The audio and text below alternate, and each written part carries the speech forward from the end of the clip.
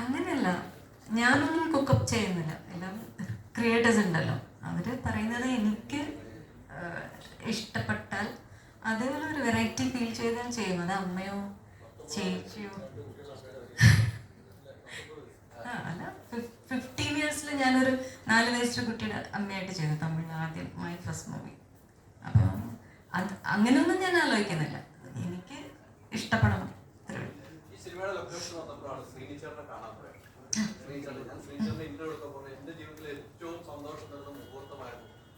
എന്റെ സംഗീത ചിന്താവിഷയം ഷാമള കാണാൻ പോകുന്നത് എന്റെ അടുത്ത് എന്റെ ഇന്റർവ്യൂലാണ് പറയുന്നത്. എന്റെ ഷാമള മാത്രം എന്നെ തേടി വന്നത് ഇമോഷണൽ എന്നോട് പറഞ്ഞത് എന്തായിരുന്നു കാണുമ്പോൾ? അത് പിന്നെ സാർ ഇത് പറഞ്ഞത് എനിക്ക് ഭയങ്കര പ്രൗഡാണ്. പക്ഷെ എനിക്ക് എൻ്റെ ലൈഫിൽ ശ്രീനി സാർ ഒരു ഭയങ്കര ഒരു ഗ്രേറ്റസ്റ്റ് പേഴ്സണാണ്. പ്രൊഫഷണലി അതും ഞാൻ ഇത്രയും അധികം ഞങ്ങൾ സംസാരിച്ചിട്ടൊന്നുമില്ല, കണ്ടിട്ടില്ല. ഓൺലി വർക്കിംഗ് സമയത്താണ് ഞങ്ങൾ കണ്ടിട്ടുള്ളത്. എന്നാലും എനിക്ക് കിട്ടിയ ഈ ഒരു celebration it's completely because of Sreeni സാറാണ്. അപ്പം അത് ഞാൻ എപ്പോഴും എൻ്റെ ലൈഫിൽ I'm grateful to him.